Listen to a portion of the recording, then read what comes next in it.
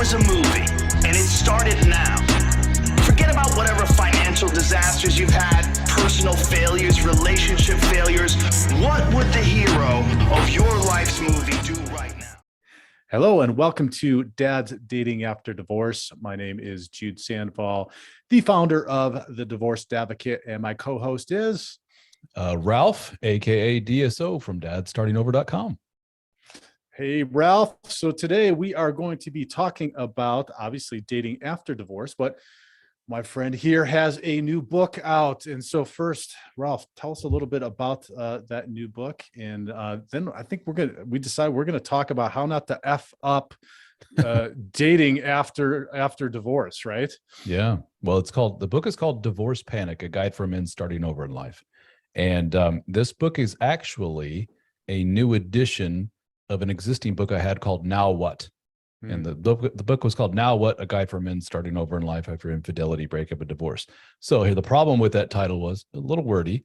And thing two was no one could remember it right. They would call it What Now? They would call it Now Who? Now What? Now Where? Some people just called it the Dad Starting Over book. And I was like, I don't know which one you're referring to. No one remembered the title. So I was like, okay, I went wrong on the title. And it's time to update the book anyway, because I wasn't super happy with the way it turned out, although relatively popular. So I decided to rebrand it, call it something else, put a bunch of new stuff in there, take out some stuff I didn't like, reorganize it, and now it's called Divorce Panic. And it's about 50% of it is brand new stuff. And it deals with the subject of what I hear a lot, which is I've been thrust into the world of divorce, and I am in a state of panic, as the title says, and I don't know what the hell to do next. I don't know where to go. I don't know how this happened to me, number one. What got me in this mess? How do I pick up the pieces? Do I date again? Do I dare get into another relationship? And if so, how do I avoid all this nonsense? And I tried to encapsulate that as much as I can. And it's available on PDF format directly from the website, or you can get it on Amazon, download the Kindle version or the print version, and the audio has been submitted to Audible and just waiting on them to do their thing and approve it. That is awesome. So let's give the audience a little bit of background on you and I. So we've both been divorced. So how long were you married? 15 years. 15 years. Okay. Mm-hmm. And a divorce, infidelity, all that's, the difficulties and challenges going through it. And then how long were you single after your divorce? Oh, well, I guess it depends on the single. I started dating less than a year after the divorce. Okay. But I mean, how long before you got remarried? Because you've been successful. Oh, it was relationship after and then the you divorce. Yeah. After the divorce and everything, I get 5.5 years or so. And then I got remarried. Yeah. Something like that. Yeah. So, and then you've been remarried for how long? Man, you're putting me on the spot with these dates. I'm terrible with dates. Well, hopefully she's not listening, man, because you can't even remember it. Yeah. Well, we've been so approximately. Yeah, well, we've been together as a couple for like 8 years or so now, 9 years or so now. So yeah. Anyway, we got married. Man, how long has it been now? 4 or 5 years now? Yeah, again, terrible with dates. Okay. Yeah. Okay. Well, that's okay. We just wanted to give a general idea, just to give that timeline. And so for myself, I was married 11 years and then got divorced and have been divorced now 9.5 years, have been in the dating scene, but have not been successful at finding somebody else. And so I just say all that to just let the audience know we're kind of coming from this from like a couple different perspectives, right? Somebody that has really, and I feel like in reading most of your book, I feel that you have a much better mindset around this, and you talk about what to do, particularly when you talk about taking the time to work on yourself before starting to date again, and what that can provide you in going about this process again. And so let's take it from there. And I know that cuts off like a whole the beginning when you talk about the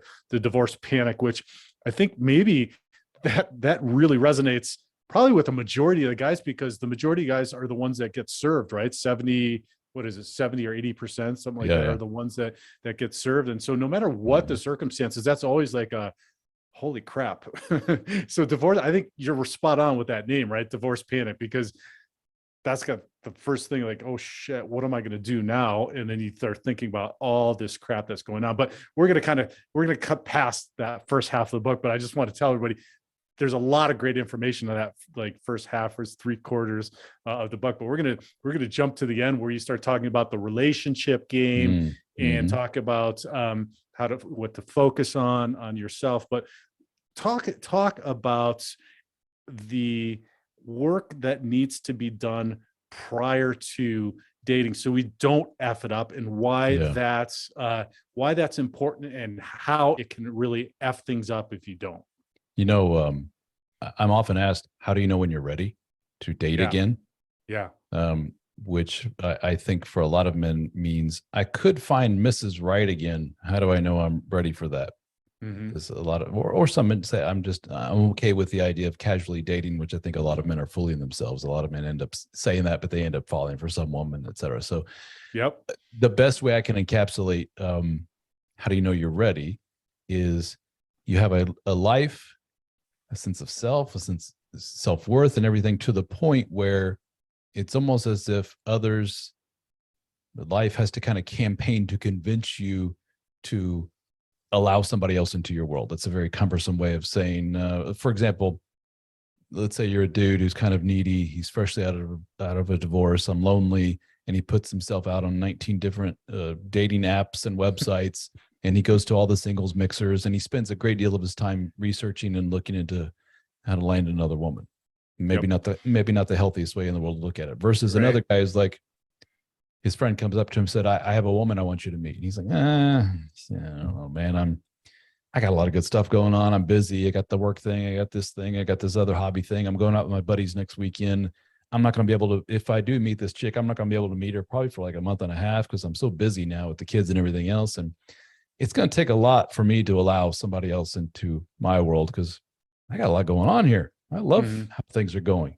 So to introduce somebody else, it's almost as if to say, I kind of feel sorry for the woman because she's got to jump through a lot of hoops if she wants to be my girlfriend. Yeah. And so do I even want to introduce that into my world now? I don't know. It's going to take a lot of convincing. It's like, now that's the right mindset. As far as I can tell, that's the right mindset. You don't need them. Right. And you see, what is it that they offer? Right. Why should I shoehorn them into my life? And you mentioned Dr. Robert Glover's book, No More Mr. Nice Guy, as being a fantastic resource. And I agree wholeheartedly. It's something I recommend to all of my guys that are going through divorce, especially those that seem to identify as codependent, like myself. I was massively codependent, and that book was eye-opening for me. But he describes in the book, and and I think you described in the book also, like baking your life cake, creating that cake, and then having somebody, a woman, come alongside as the icing on that cake. That's not demeaning the woman, that she's not important. It's just saying that it's complementary to the great life that you have created. And then somebody comes alongside and wants to join in on that or not. Which is ironically the dynamic that most women would be comfortable with. Right. Like if I put myself out there in the dating world and said, you're going to be my anything and everything, and I will devote myself 100% to you, and my emotional health and everything rests on your shoulders, woman, they'd slowly back away. But okay, unless of course she's a real problem woman, then she'll probably jump all over you. Yes, exactly what I was looking for. But if you're a guy that's like, I got a lot going for me, you want to jump on this train and join me, woman? If not, cool. I get it. But I'm not going to stop the train for just anybody. Right. So let's talk about that. And you talk about that in that last chapter about focusing on yourself. Yeah. So speak to that. And then there's another really good book I don't know if you've heard of, and I've mentioned it I think before in the show, is Sean T. Smith's The Tactical Guide to Women. And really the first chapter he talks about that, right? Learning where you came from, where you're going, what gets you out of bed, knowing who you are, focusing on yourself, what your values are, etc. Yeah, focusing on you. How many men do we know that just completely neglect that?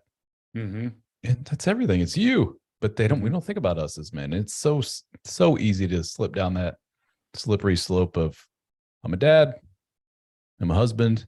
Well, there goes like 95% of my time right there. What little time I have left, I guess I'll watch some football and call it a night. Yeah, right. That's it.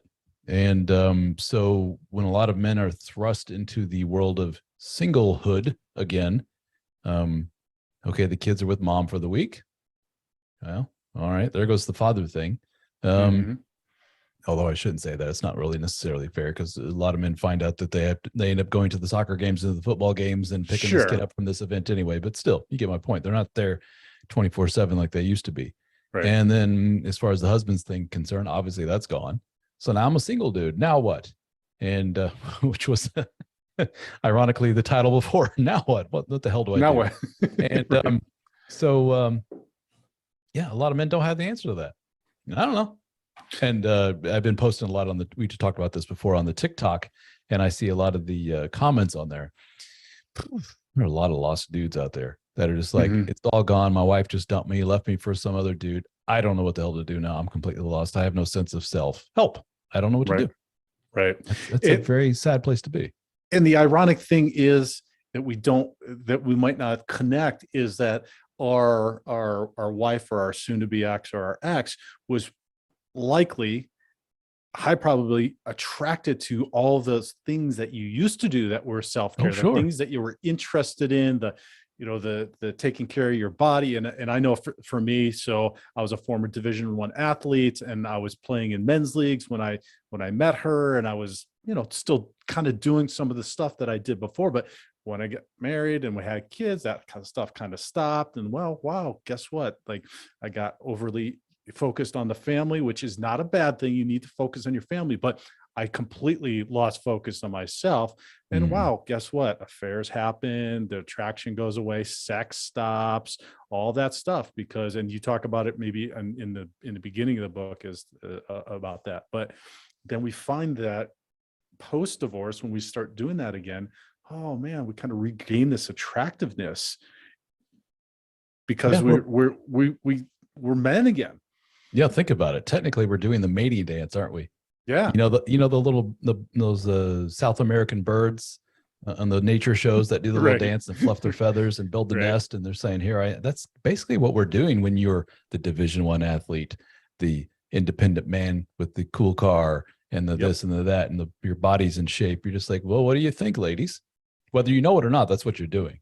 Right. And when eventually we snag that mate, we go, phew, I can stop all this horseshit. No, you can't. And if you think about it, all that stuff's healthy.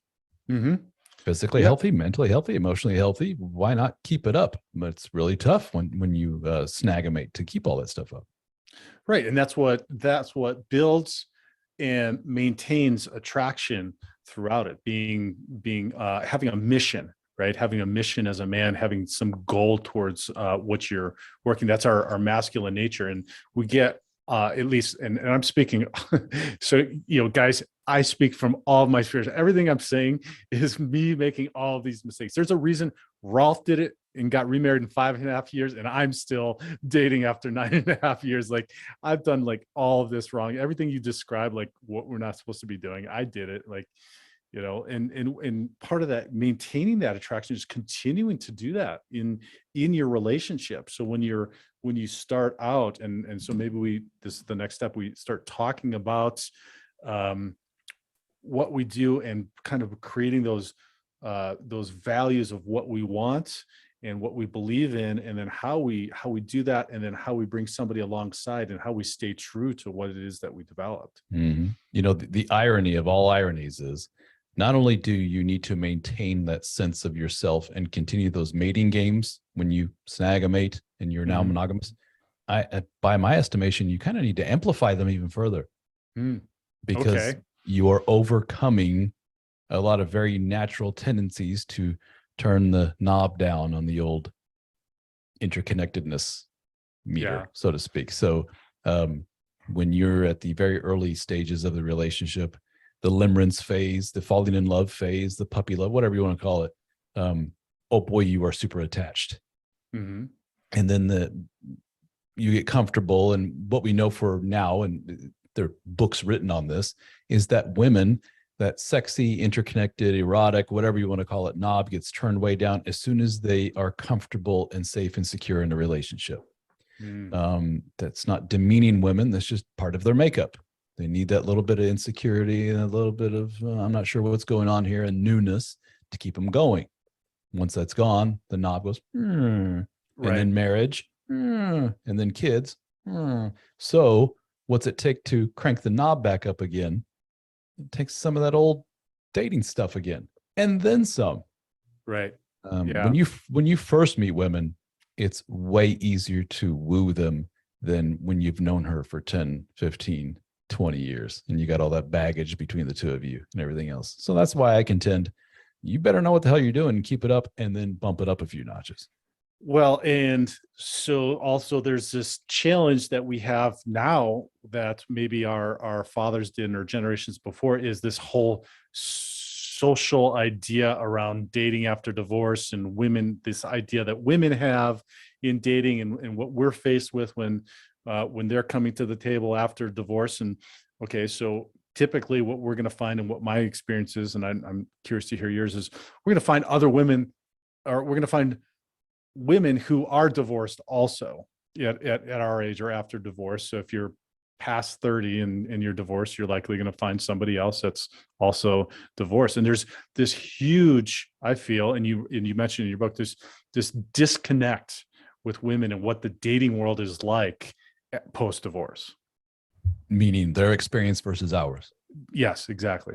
Yeah, so let's talk about the differences in kind of the mindset that they come in with, and what we're experiencing, and why we might be, and you focus on this in one section of the book about why we're like, you talk about mentally healthy, non-needy men, right? Mm-hmm. And just casually dating or not casually dating, or just, not being focused. It's funny how is your goal. It's as far as the barometer for how we men measure, back up. It's very often for men to hear men say, women have it so much easier in the post-divorce dating world. Well, why? And then you have women just wide-eyed go, oh, hell no, what are you talking about? It's like, well, we men measure what is the barometer for that success. We say, well, you can have physical relationships so much easier than we can. I have to put this mating dance on and do all this stuff. And it seems like women these days are only going for the upper echelon of dudes, and then will be physical with you and so forth, while you women just go, hey, I'm a lady, and that's about all you need. Right. Well, the women say, yeah, that may be the case, but that's not the defining point for me for success in this post-dating world. I'm looking for a good, all-around good dude who pushes all these different buttons and commits to me. That's when I know I'm a winner. And as far as I'm concerned, this is the ladies talking. F that. No, that's very difficult to find. So we're both in our own way saying, it's difficult to go out there. So from our perspective as men, women have a lot easier to get their physical needs met. And there's also that whole, there's still culturally, if I ask a woman out on a date and she says, yes, it's kind of expected that I'm going to pay for things. Right. So they have it easier in that way too. They can go to a dinner and not have to worry about shelling out a couple $100 for the dinner, the dessert, and the wine and everything else. So in another way, that's another way us men say these women sure have it a hell of a lot easier than us. But we all have our own little perspectives on all of this, and it's not so easy for them. It's the old, I talk about the lover versus provider in the book, and the ideal man being the combination of the two. And oof, that's very tough to find for a lady. Very tough to find. I always worry when I say these things that this person's going to see this. Who knows? We may blow up one day and everyone sees all of this. Then all of this will get crazy. But we'll get canceled and we'll have to start over. But that's okay. I have a friend of my wife's who is very pretty young gal. I want to say young.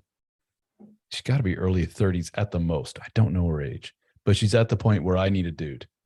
And she's dating, and she's, if you say, tell me about these dudes in your past, she will rattle off a bunch of lovers who never would amount to being a good partner in any other way other than having fun in the sack and going out on dates. He's not Mr. Husband material at all. And she's been through several of those, and she's getting frustrated. So finally she meets Mr. Provider dude. Does he really tickle her in the lover way? How's sex? Do you have a lot of respect for the man and everything? Well, then why are you with him? He's a very sweet guy. He's a very nice guy. He's very committed to me. He adores me. He loves me to death, and I love him, but just not in that other kind of way. And if you say you're settling, it's not fair to him, it's not fair to you, she become irate, saying, I don't have much time. I need to settle down and make some babies here and start this next chapter of my life. I can't sit around waiting for Mr. Perfect. He doesn't exist. Right. You brought up the word respect, and I saw that throughout your book, talking about respect or lack of respect. And I think that is a very key identifier in a relationship with regards to what you're just talking about right there, as to, can this be something that lasts a long time? If somebody is just settling, there are going to be, it's been my experience that there are going to be red flags of a lack of respect that come up in the relationship, maybe even in the honeymoon phase, right? Even at any point where you're going to be able to see that this person's mindset is not, their feelings for you are not where they should be, in that proper balance of the lover provider that you need to be, to really get them to be passionate and excited about you, but also feel safe. And you talked about that before, like that's it's a real challenge to make them feel safe, but also, tingle that little tingle that they, tickle that tingle that you want them to get, but also have them feel safe. So let's talk about the respect, because I feel, for me, when I start to see that, and so now I can't tell you, you mentioned in the books about how you get to the point where you know what it is that you want, kind of what your values are, you're open about that. I've probably had hundreds of first dates, right? But I'm to the point now where if it's the first date, I can pretty much tell this is not somebody, hey, thanks for meeting. It was great to meet you. I wish you the best of luck. We're just not a match. Like, it's real easy to do that for me now, but you get into that. Let's talk about some of those signs of lack of respect or some other signs that you might have that somebody's not, is settling for you, and that you need to pay attention to that. Ooh, that's tough though, isn't it?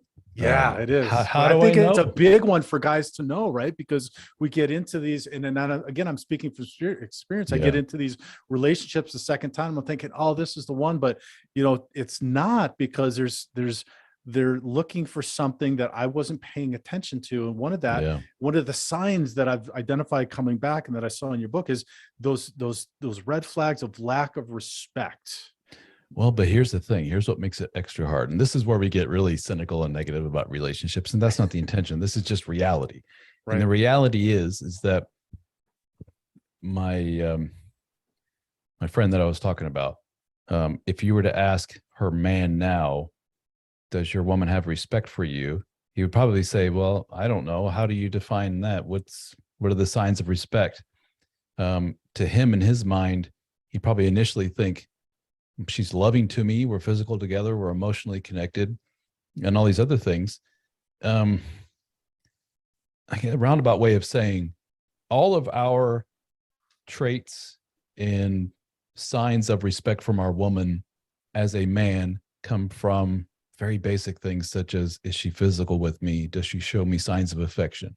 At the early stages of a relationship, that usually comes in spades from your partner. It's just showered upon you. Right. The honeymoon phase. The honeymoon phase, the limerence phase. So, but that is not real, so to speak. So a lot of men feel fooled, if you will. Now, the woman genuinely felt all of that. She's not putting on a show. This is not some bait and switch where she's just secretly going, oh, God, I can't stand this guy. I'll just pretend to like him. No, she's over the top. Gaga, hands all over him, touch, sex, all that other stuff is wonderful. Why I'm saying this gets cynical and negative is that what a lot of us discover is 5, 10, 15 years later, where'd all that lovey-dovey sex stuff go? Where did all that connection thing go? Well, that validation is the term. That showed me that she really liked me and respected me as a man, enough so to open herself up physically and emotionally to me. And that's just all gone. So the big question then is, okay, I'm caught in this limerence honeymoon phase. It's amazing. She feels amazing. I feel amazing. How do I know this is going to last to a healthy degree? It can't last 100%. They never do. Your relationship 5, 10 years from now will never be like what it was when you guys first met.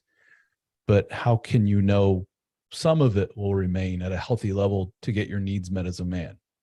And the grand answer to that is you really don't know. Only time will tell you, which is why take your time with a woman. Don't rush into anything.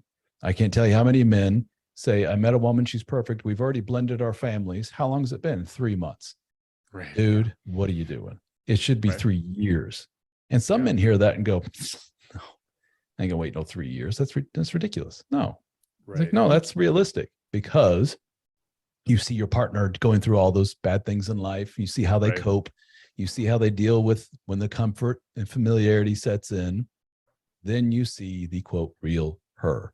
And that's when you see, oh, this person actually kind of treats me like shit on a daily basis. This person doesn't touch me. They're not open sexually. They're not open emotionally to me in any way, shape, or form.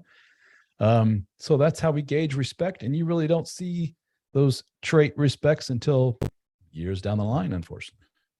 Yeah. So I agree with you. Need to go through the seasons to see what somebody's personality is like, how they're going to treat other people as well as you. But don't you feel it's incumbent upon us to have the enough respect for ourselves to demand that respect in a relationship starting in the beginning? Because what I found is when I didn't respect myself and I didn't feel like I was worthy, or I didn't build that cake in my life. I didn't feel like I had what I needed to offer to this relationship, that then those small signs I just kind of let slip. And I'll use an example. I was dating a woman, and we were dating for a little while, and I showed up. We had planned to meet somewhere with some other people and friends, and I got there, and she didn't get up. She was on her phone. She looked at me and just finished, texting or whatever. She's on her phone. And I sat there for a minute, and I was like, what the hell? And I got up and I just left. And I'm like, if you're not going to acknowledge me when I walk into your room, I'm your boyfriend. You're not going to take, 15 seconds for us to connect, and say hi to me and not get off your phone. That's a lack of respect. And so I talk, and I say that to say that I feel that it's important, if we're leading the relationship and we're communicating effectively in a relationship and getting into that we have done what we talked about in the beginning. We've got our values. We know what we want. We're taking care of ourselves, and we have that respect for ourselves, that then leading in the relationship in creating and communicating your expectations around what it is going to be and how it's going to be is being respectful. Another one that I find a lot in dating is that they're not present. You can tell they're not present with you. They got the phone, they got the phone there. They're checking their messages. Oh my, or, and how old's your kid? 25. Really? Is it a frickin' emergency? Put the phone down. You don't need to talk to your kid, your 25-year-old kid right now. I mean, sure, whatever's going on, he's not dying. So why don't you stay present here with me on our date, that I get to, that I've gotten a babysitter, and I've got, because dating as a dad is a lot. It takes a lot of coordination. And so it's things like that I'm talking about, right? Little signs. Yeah. But going back to your previous point of when you build up that foundation in yourself of self-respect and so forth, I think what is troubling, but this is real life, is that for a lot of men, even if you're the most confident, self-assured, you're just checking all the boxes within yourself, and you're like, here I am, world. You're still going to run into the woman who doesn't get up from her chair to say hello. You're still going to run into the woman who's just too busy on her phone and can't be bothered. A lot of men, though, especially in this stage of rebuilding themselves post-divorce and everything, take that very personally. And there's a lot of people in the world, guru types, we've mentioned them before, who will prey upon that insecurity and say, you just need to work harder, dude. Right. He's treating you that way because you're an inferior human being, an inferior man, when the case is, no, there's just shitty people out there. Yeah. Or that way with anybody. If she's that way at the beginning, early honeymoon stage of the relationship, you're just starting to date her. Oh yeah, it's going to be exponentially worse years down the line. Right. And yeah, I mean, the guru crap just makes me crazy, right? Or you need to spin more plates, or you need to make, you need to do the push pull, or you need to neg her or whatever else, right? To get her to feel fear. All that crap is crazy. To me, it comes down to it feels like it comes down to communication. And I'll use another example. It was similar to the woman I'm dating now. There was a kind of the same thing. Like I showed up and she was doing something, and then and I said later, like, here's my expectation is that when we first see each other, when we first reconnect after maybe not seeing each other for a day or two or whatever, I expect us to like take a minute to look each other in the eyes, maybe embrace you, depending where you're at in a relationship, hug each other, kind of say how are you doing.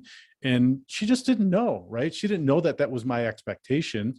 And because her relationships and her experiences and what she brings to the relationship are different than what mine are, but I set that tone and that expectation of, hey, when I see you for the first time after we're reconnecting, I want us to spend half a minute or a minute or whatever connecting. That means you get off your phone. That means if you're doing something, you're cleaning, whatever, you're going to stop and you're going to recognize me. I'm going to recognize you, and we're going to connect. So and that was in that example. That was how far into the relationship? That's 3 months, 4 months into the relationship.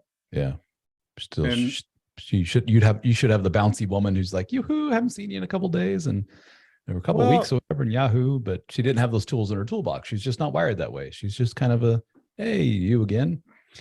And yeah, well, and I don't know that it's a lack of excitement, because I just think it was a lack of awareness about connecting. And what my need is connect, because not everybody. Here's the thing I find, Rob, is in our communication, because we did not taught healthy relationship skills, that we don't really know what to do. I found that is incredibly important, connecting to somebody and connecting your energies together when you see them. Not everybody knows and understands that that's important. And so, whether it's a bouncy thing just because of excitement, I don't necessarily want just that, because then that could just be that I'm like an escape. And it's just like, oh, I'm excited for that. I want like a genuine connection. And so for me, it is like, we're going to genuinely connect. Now, if I see that is not happening over a period of time, the next 2, 3, 4 months, or she keeps falling back into that, which she hasn't, we've been dating longer than that now. Then I think there's a problem, right? And then maybe that's another conversation, or maybe that's like just a sign, like, yeah, she's not going to be the one for me. And in that case, I'll kind of go down a rabbit hole of behavior and where it comes from in relation to relationships with others. I would wonder if your girlfriend is such that she comes from a family where that's just, when somebody comes home, they don't jump up and give hugs. It's just not what they do. Exactly. And when you watch mom and dad, you're like, wow, they never really hold hands or anything. They're just kind of cold people. They love, they're loving, they're together but their own way, but they're not over the top touchy feely. A lot of this is funny. I talked about this in another podcast I did, an interview with somebody where I said, I see it often with men that are like player types, Mr. Loverboy types, where they have a lot of women in their past. They'll get tired of that world and easy women, so to speak. So they will swing the pendulum over to the other way to be, I want a safe and secure woman who comes from a good family. I'm ready to settle down. How similar it is to the female dynamic in that way. But when they snag that woman, they go, she's kind of dull. She's at the early stages with the honeymoon, we were all over each other and everything was great. But now that we've settled down with kids and everything else, hand holding, kissing, touching, sex, it's just, where'd all that shit go? I miss all that stuff. And then they look at her parents and her family of origin, like, oh, they're all kind of like that. Yeah. And the guy realizes, I'm a lovey, touchy, sexy kind of person, and she's just really not.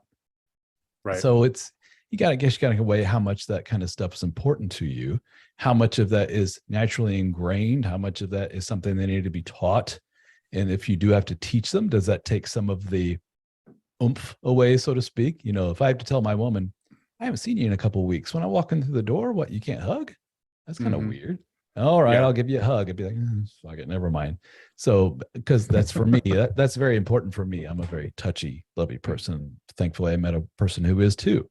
And if in our relationship with our dynamic, if I walked into a room after being gone for so long and she didn't jump up and say hi and give me a kiss, I think, uh-oh, something's up. What's going on?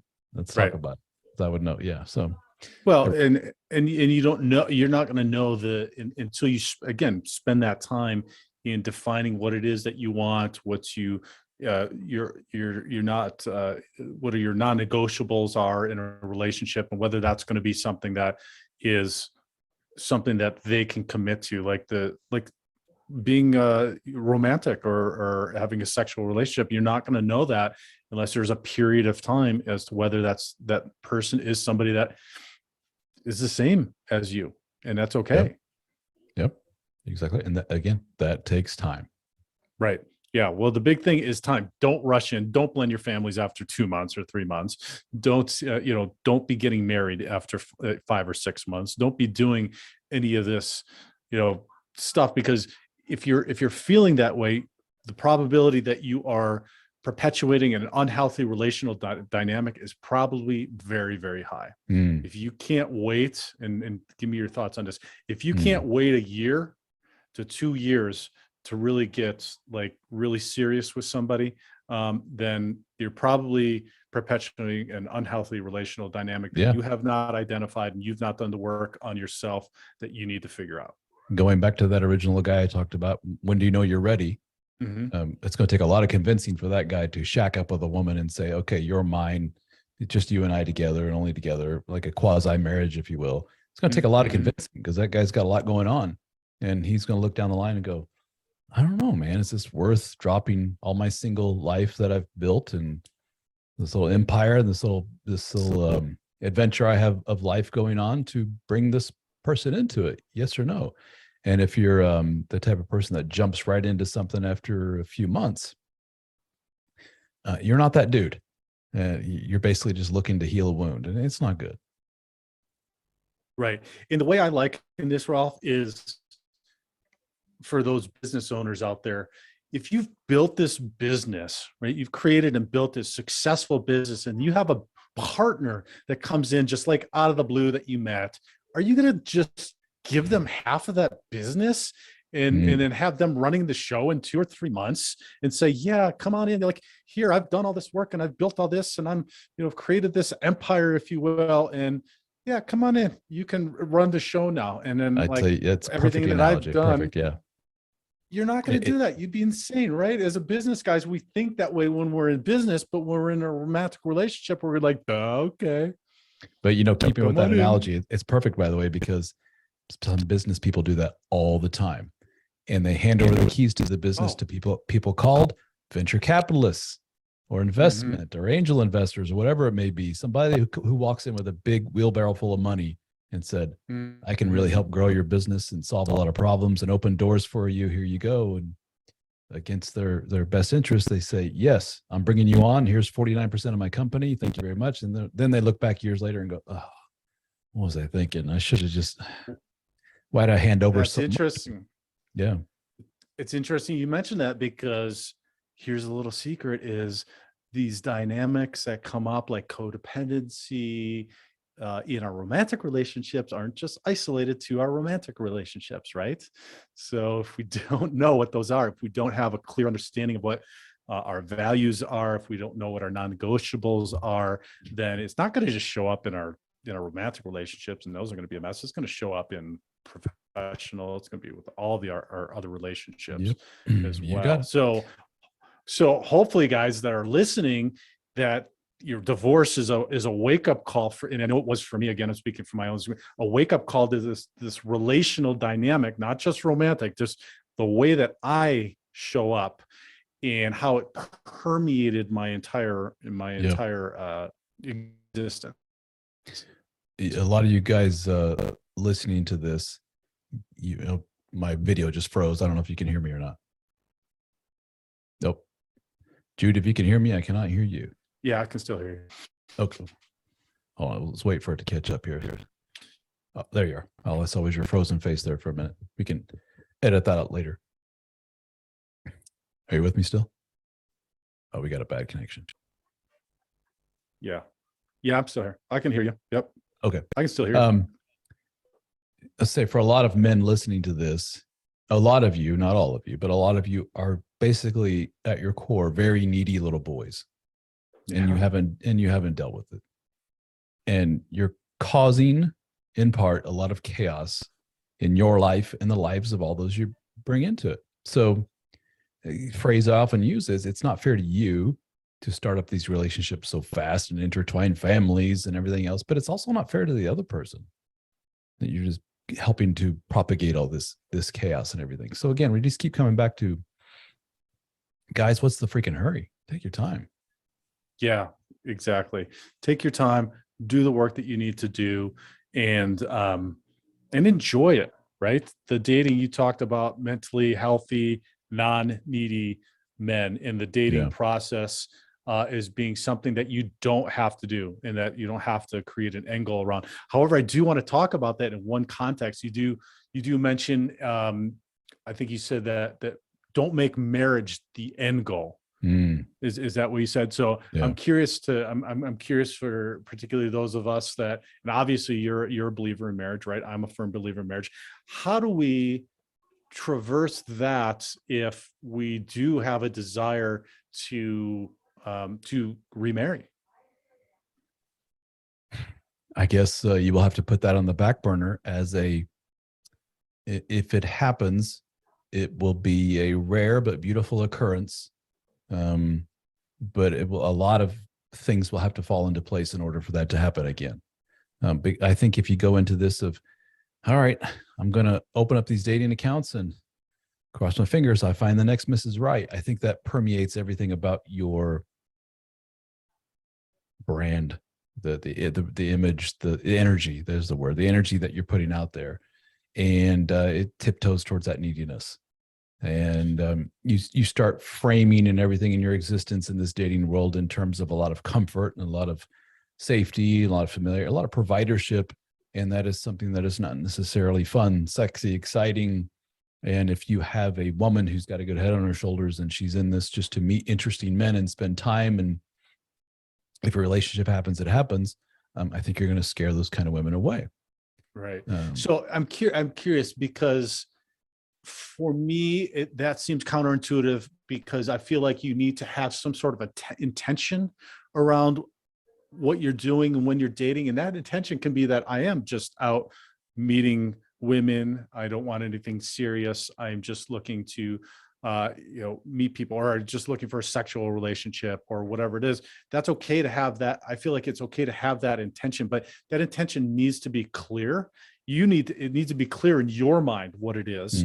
And then it needs to be clearly communicated. Or it could be that, yeah, I am looking for somebody that I want to remarry and build a life with. And that's okay too, because I feel like that helps to weed out exactly what you just described, whether that's the party girl that just wants to have fun, or it's the woman that really wants to settle down and find a man and build a life together. And so then you're clear and they're clear on what direction things are going. And that doesn't mean that might not change over time. It could go from, just wanting to have a sexual relationship to finding somebody like you described earlier. You get tired of that and you want to find somebody to build a life with. Or it could go the other way, right? You think you want to get remarried right away, and then after a while you're in this game so long, you write about this in the book, and then you're just like, yeah, I think I'm probably pretty good. And I just had a call with a guy that I was just talking to, and he's like, yeah, I'm pretty good by myself. I'm pretty good single, which is great. That's great, right? That's okay. Yeah, too. And the ironic thing is, now that he's entered into that mindset, his chance of finding Mrs. Right just went up exponentially. Yeah. That's the irony of the whole thing. As soon as you're like, I don't really need, and I'm kind of cool, then all of a sudden the good women start popping up like little prairie dogs everywhere going, oh, what is that? High value man who's good on his own, versus putting the energy out in the world saying, sure would like to find Mrs. Right. Sure would like. Guys that go in with that mindset, if I'm looking for Mrs. Right, I'm looking for my next wife. It's almost setting yourself up for failure. And that is not necessarily a testimony to the awfulness of women out there, but just of human nature. I sit down with a woman and we're having an excellent dinner and she's really cool. I like hanging out with her. She's a cool chick. Beyond that, I don't know her much. I've only known her for 45 minutes. And then she says one little thing that you disagree with, who knows how, politically or whatever. And you're just like, and the man just sinks in his chair. And the woman can tell something's wrong. Mm-hmm. Why? Because with that little comment, now all of a sudden you're no longer Mrs. Right material. Yeah. Here I am wasting my time with you. My time's precious. I only have so many years left in this world. If you're not Mrs. Right, then I have no time for you. Blah, blah, blah. And he's just down and he goes, well, all women suck. Versus, that's cool. We'll just enjoy our dinner, enjoy our time. And yeah, I'll go on another date with you. Will you be the next Mrs. Right? The next Mrs. for so many years? No. But Right. I don't mind spending time with you. You're a cool person. Just because I disagree with that one little thing, or, oh crap, she has a tattoo and I don't like women with tattoos. Up, she's off the place. No, it's, it's almost Right. just, it's almost a further kind of a morphine of the pedestalization of women, that they all have to be these perfect little things. And I'm looking for Mrs. Right. Otherwise I'm wasting my time. I think you're setting yourself up for a lot of failure that way.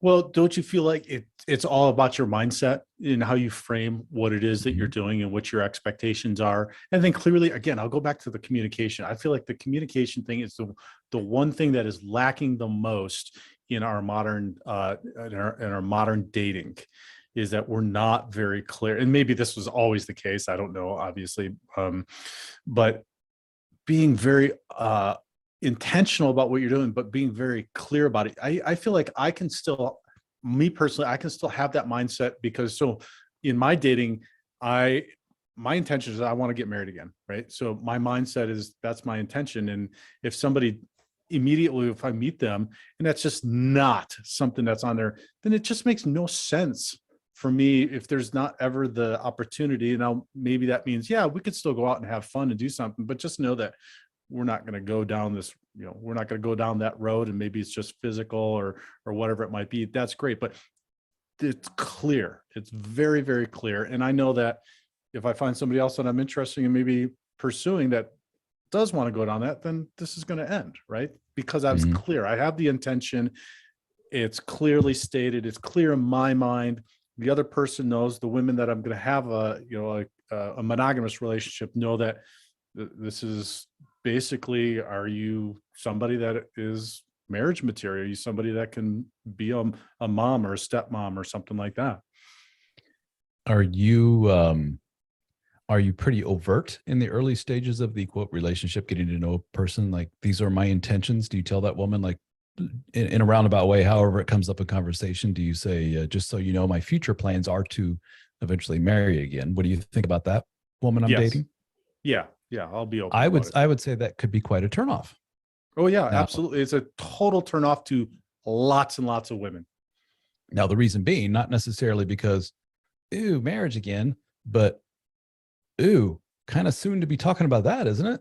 That would be I'm trying to think, if I put myself in their position. Let's flip the genders, and I sit down with a woman, I'm just getting to know her, and she's pretty, and we're talking and we're laughing about something, blah, blah, blah, blah. And all of a sudden she just goes, where do you stand on getting married again? I'd probably like spit out my wine and be like, excuse me, where the hell did that come from? Getting married again? I don't know. I haven't really thought about it. It would take a lot to convince me to go down that road, but I'm not going to count it out. I'm not going to say yes or no. Who knows? See where that's the right answer. Here's where that's where the chips may fall. But you have someone that may look at that and go, uh-oh, red flag. This guy's already talking about marriage. Yeah, I got something I got to go do now. Yeah, but you're not talking. I mean, you're not like talking about, well, we're getting married and we're building this life, and it's like that. It's like your intention is that I'm going, this is what I want down the road. So I don't know that that's necessarily bad. Now, I'll tell you, the women that it does turn off are the ones that just don't have any intention of that, which is fine. And I've met a lot of women who say, yeah, that's not something that I'll ever be interested in, and for whatever reason. And that sometimes opens up a really good conversation about marriage or whatnot. But then it's out on the table. Why would you waste? And again, for me, time is precious with kids and work and everything else. If my intention is that, why would I waste so much time saying, oh, I'll go out on another date with you or another date with you, unless I just know, and I up front of like, well, we're just going to sleep together for a little bit, and then that's going to be it, because I'm likely to find somebody else I want to pursue in a more serious nature. Why would I waste my time with that? Let me put it this way. Let's say the woman you're dating now, you guys are really clicking. It's going really well. But as I always say, I look into my crystal ball and I say, your future is, you ain't going to get married, but you will be each other's mates, monogamous mates, long-term for the next 10 years. And you guys will travel and you'll have fun You won't cohabitate. She'll have her place. You'll have your place. You'll be only with each other. You'll forgo dating others. Mm-hmm. And you'll be in love. But she will say, marriage, I really don't see the reason for that. What we have is a really good thing going here. Mm-hmm. I kind of value my independence as a woman.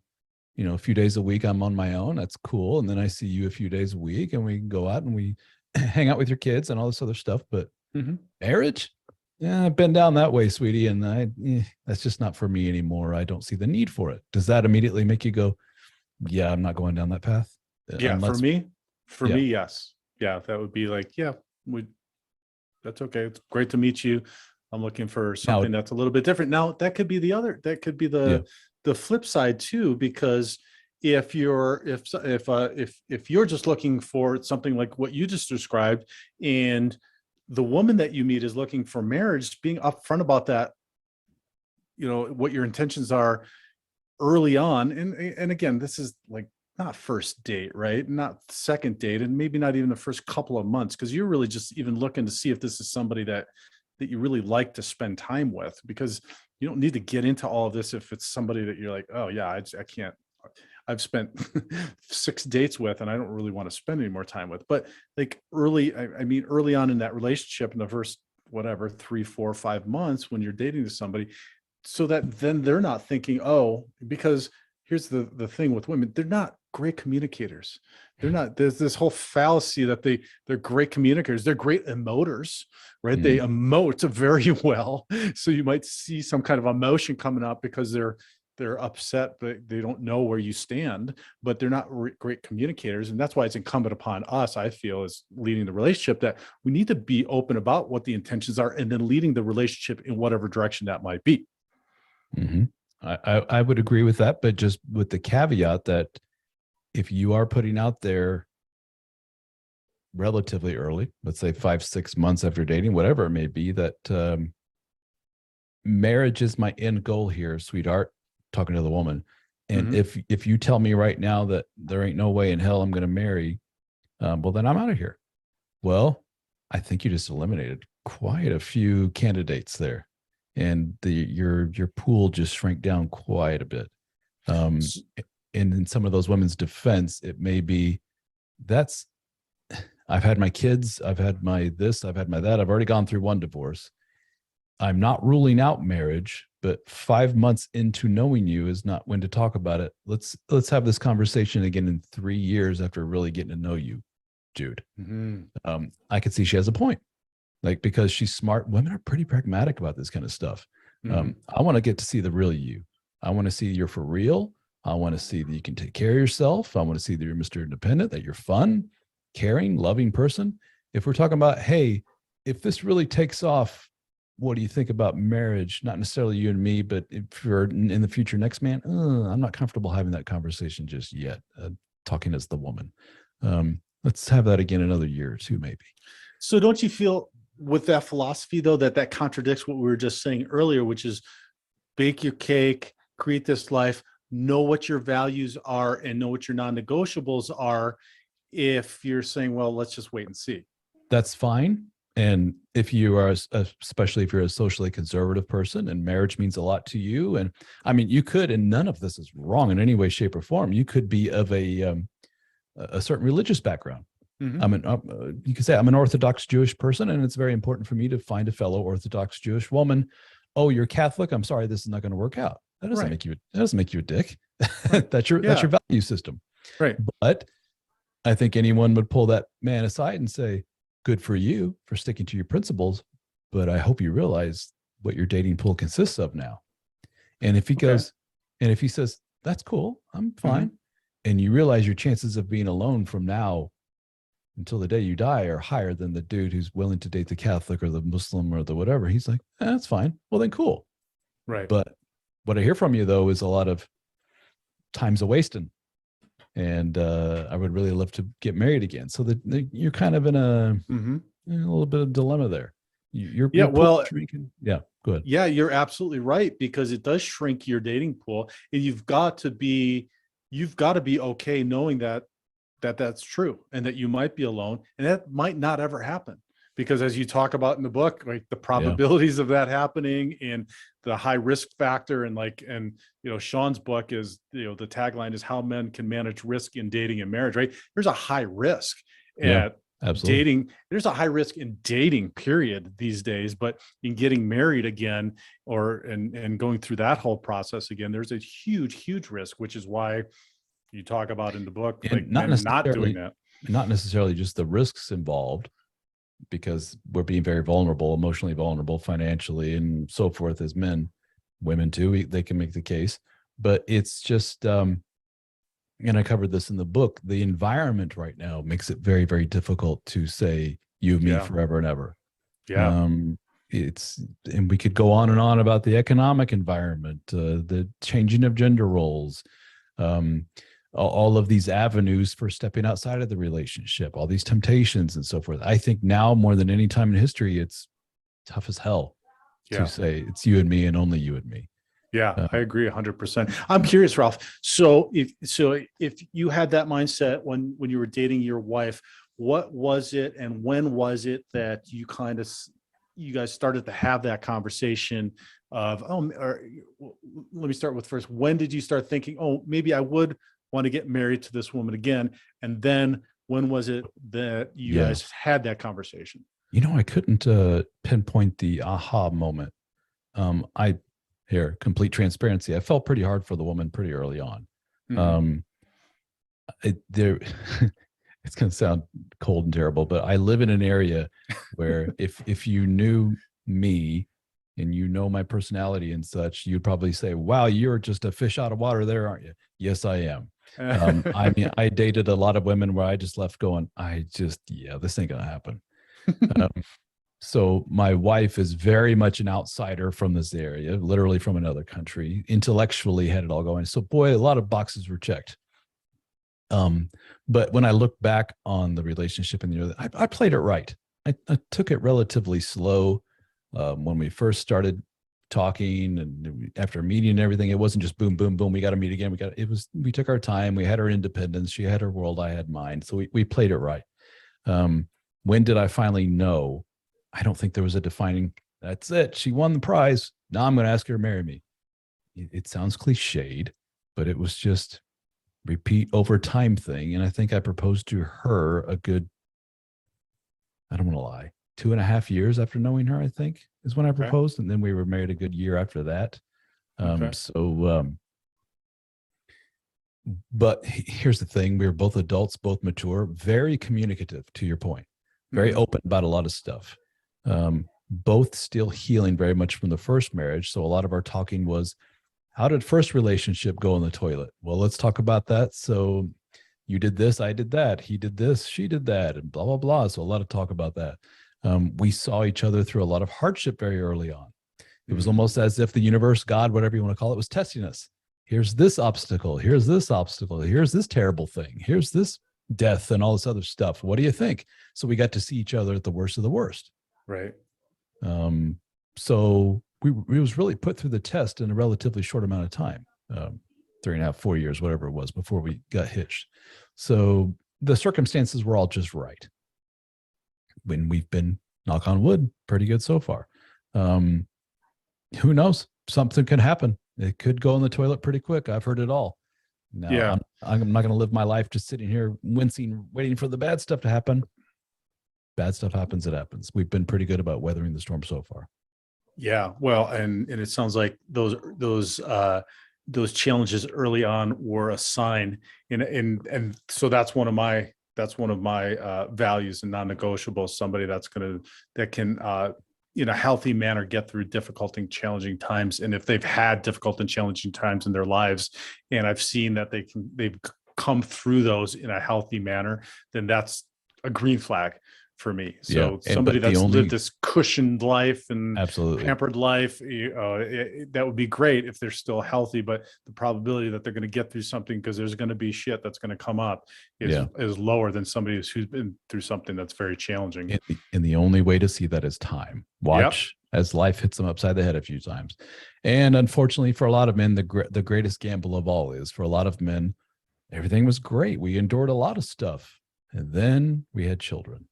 And Right. for some women, in the way they're wired, there's nothing more of a mind F to women than having kids. It just something flips and they change Yep. completely. Some women become anxiety riddled monsters after the kid's born. They can't leave the house. They can't do anything. They become agoraphobic. And the man's like, my wife flipped on a dime as soon as we had a kid, which has just changed completely. It's a pretty big gamble. It's also one of the most rewarding things you'll ever go through as a human being, to bring another person into the world. But oof, be careful. So there's the ultimate. You can play your part and do everything's great and wait a good 5-6 years, and then you get hitched, and then you have babies, and fuck.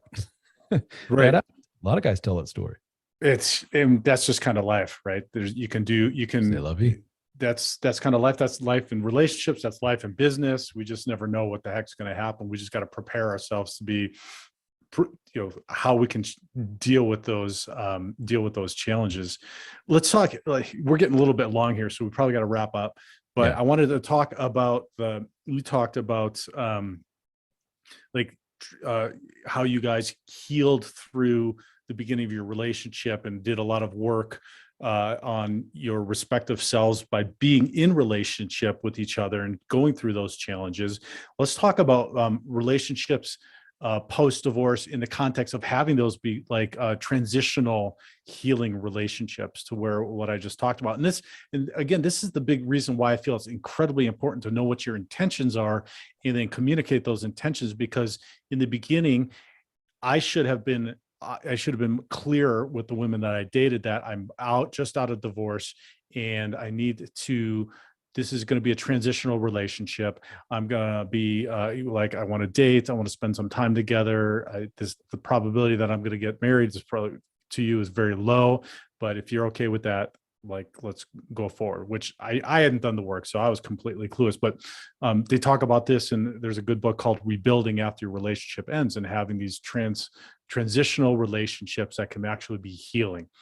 And it sounds like what you guys went through was kind of like that led to something that could be great. So let's talk about those, and not being afraid to date in those relationships, and how they can be healing.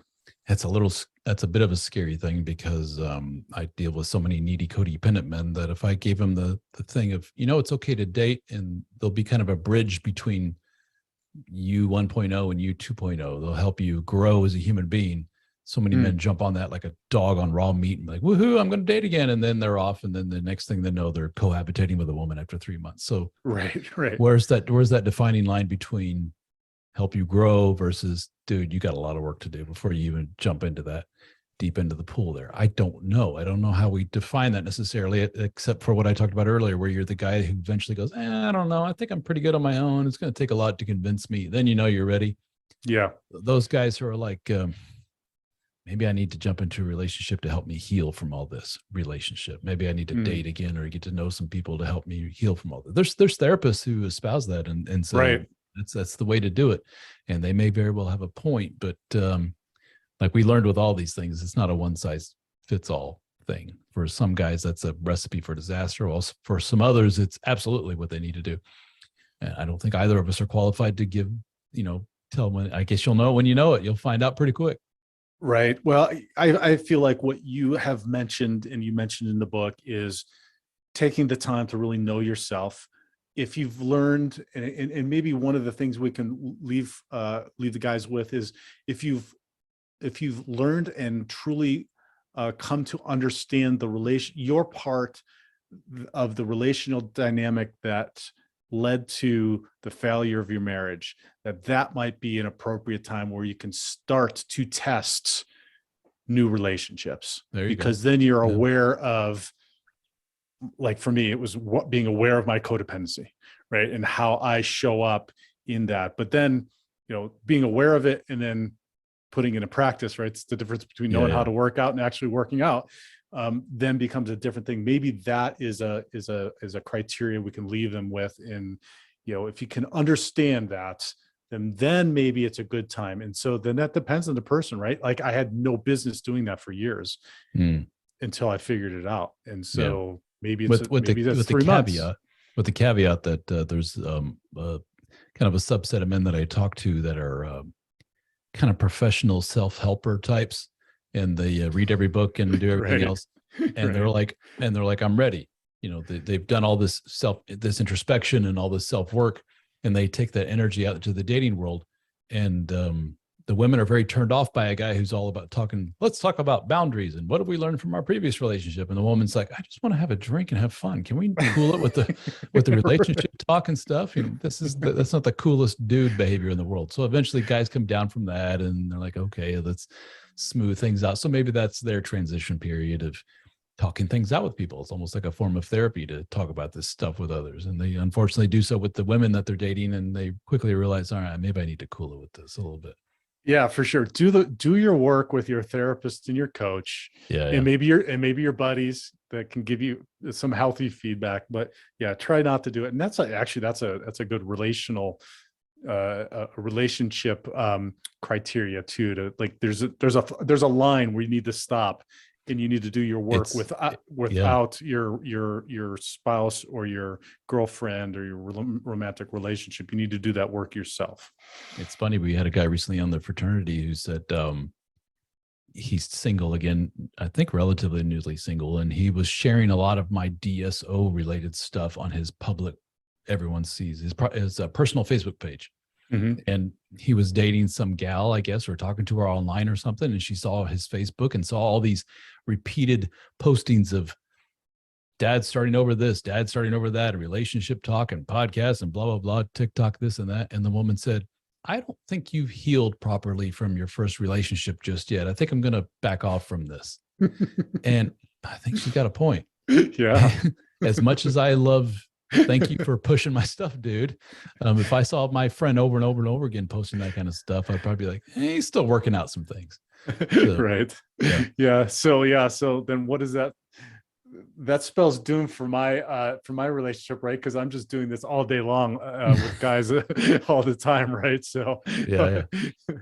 Funny. Well, great, Ralph. This is an awesome conversation. Hopefully, guys, you got some value out of this. How to not F it up the second time around, or at least in your starting to date again. If you found value in this, please share it far and wide on the social media like your guy did. That helps us immensely. And give us a comment, just give us a star rating. Ralph, where can they connect with you? Dadstartingover.com is a source of everything. The book we talked about, Divorce Talk, Divorce Panic rather. I actually have a website devoted to that, and it's divorcepanic.com. Pretty simple. Awesome. You can get it, order it on there, or go to dadstartingover.com. Yes, awesome information. So I recently became a member of your the fraternity there. That's awesome. I just want to give a plug for that because it's a lot of great guys that are doing a lot of good stuff. So if you want to do that work on yourself, plug into the DSO fraternity, and it's a lot of guys helping other guys to build that foundation to go forward or continue to go. Thank you for that. Appreciate your relationship. And then if you want to check out the Divorced Advocate community, check out the website at thedivorcedadvocate.com. And if you're contemplating divorce or going through one, we've got a really good divorce quiz that's going to help you gauge where you're at in your divorce compared to others who have gone through it. And it's just a really good tool and resource for you. So check that out. Ralph, my friend, always a great conversation. Absolutely. Thank you so much. Be the hero of your own movie. If your life was a movie and it started now, forget about whatever financial disasters you've had, personal failures, relationship